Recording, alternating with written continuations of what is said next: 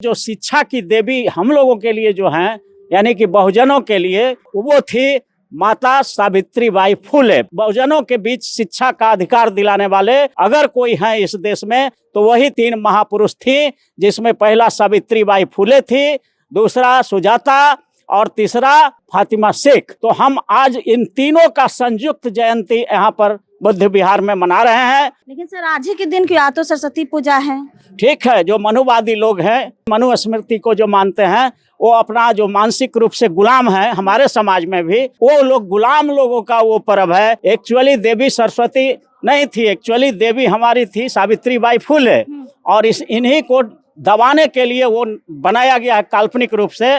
शिक्षा प्राप्त कर लेने पर कोई शूद्र समाज का आदमी, मतलब आज का शेड्यूल कास्ट, शेड्यूल ट्राइब, अति पिछड़ा, ओबीसी या माइनॉरिटी समाज में कोई व्यक्ति अगर शिक्षा प्राप्त कर लेता था तो उसके कान में शीशा गर्म करके पिघला करके डाल करके और उसको सजा दिया जाता था। एक तरफ सरस्वती पूजा मनाई जा रही है, दूसरी तरफ सावित्रीबाई फुले जी को याद किया जा रहा है। मेरे साथ बातचीत करने के लिए हाईकोर्ट के वकील अरुण कुशवाहा जी हम इनसे बातचीत करेंगे। कैसे देख रहे हैं सर, आज आप लोग भी सावित्रीबाई फुले जी को याद करें, आज सरस्वती पूजा भी है। देखिए, सबसे पहले तो पूरे देशवासियों को, बिहार वासियों को, दुनिया वालों को नमो बुद्धाय, जय भीम, जय भारत कहते हुए अपनी बात बताना चाहते हैं कि देखिए, भारत में दो तरह की धाराएं हैं।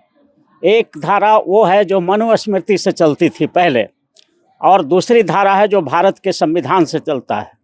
तो असली जो धारा है भारतीय संविधान है, और भारत का संविधान जब लागू हुआ भारत में तो उसका आर्टिकल 13 में साफ साफ व्यवस्था कर दिया गया है कि इस संविधान के पहले जितना भी प्रथा है, परंपरा है, कोई कानून है या किसी भी तरह का कोई पुराना कानून बना हुआ है, वो सब रद्द समझा जाएगा जो इस संविधान के खिलाफ होगा।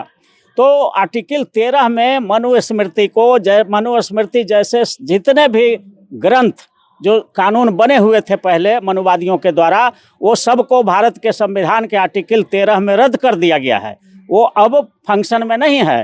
तो हम लोगों को जो शिक्षा की देवी हम लोगों के लिए जो हैं, यानी कि बहुजनों के लिए, बहुजन मतलब संवैधानिक भाषा में अगर कहें तो शेड्यूल कास्ट, शेड्यूल ट्राइब, अति पिछड़ा, ओबीसी और माइनॉरिटी, ये 5 समाज है जो बहुजन समाज है।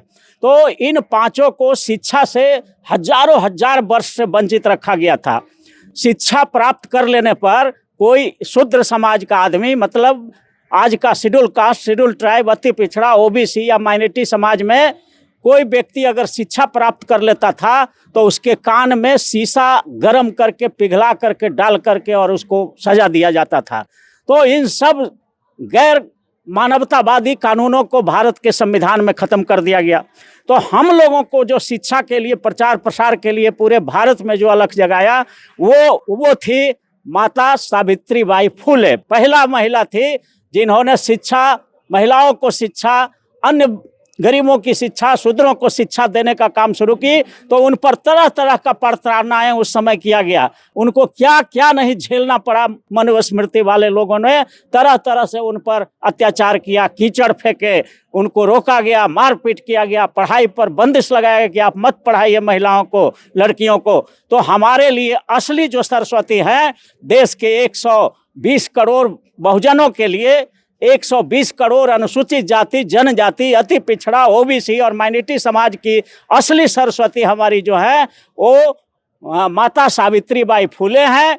और जिन्होंने बुद्ध को खीर खिला करके, सुजाता जी ने बुद्ध को जीवन दान दिया था, तो वो हमारे लिए पूजनीय है। और फातिमा शेख, वो भी शिक्षा के लिए बहुत, जो सावित्रीबाई फुले के समकक्ष थी, और वो भी शिक्षा का अलख जगाई थी। तो बहुजनों की सरस्वती अगर माना जाए, बहुजनों का शिक्षा, बहुजनों के बीच शिक्षा का अधिकार दिलाने वाले, शिक्षा को प्रचारित प्रसारित करने वाले अगर कोई हैं इस देश में तो वही तीन महापुरुष थी, जिसमें पहला सावित्रीबाई फुले थी, दूसरा सुजाता और तीसरा ये हमारे फातिमा शेख।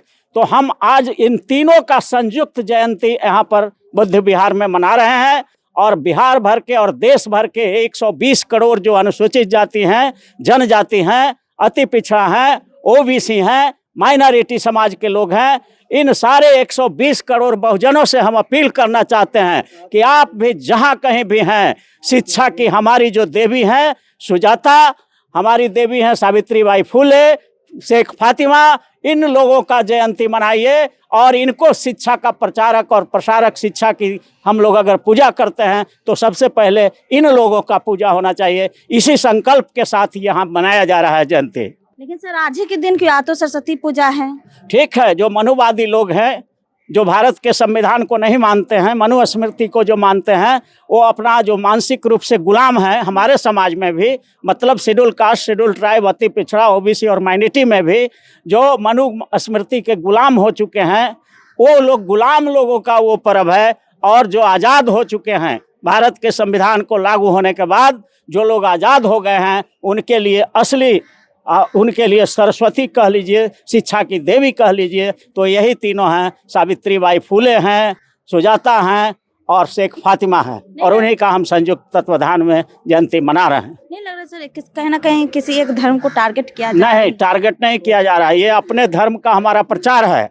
भारत के संविधान का आर्टिकल 29 कहता है, 26 कहता है कि आप अपने धर्म और अपने विचारधारा का प्रचार कहीं भी कर सकते हैं, इसमें कोई रोक नहीं है। संविधान के आर्टिकल 19 में देश के हर नागरिक को अधिकार दिया गया है कि वो अपने धर्म का, अपने पंथ का, अपने संगठन बना करके और अपने विचार का अभिव्यक्ति की स्वतंत्रता है, उसी के तहत ये काम हो रहा है। कोई असंवैधानिक काम नहीं, बिल्कुल संविधान के दायरे में हो रहा है।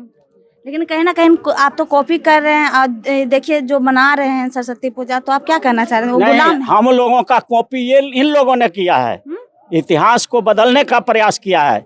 एक्चुअली देवी सरस्वती नहीं थी, एक्चुअली देवी हमारी थी सावित्रीबाई फुले, और इन्हीं को दबाने के लिए वो बनाया गया है काल्पनिक रूप से।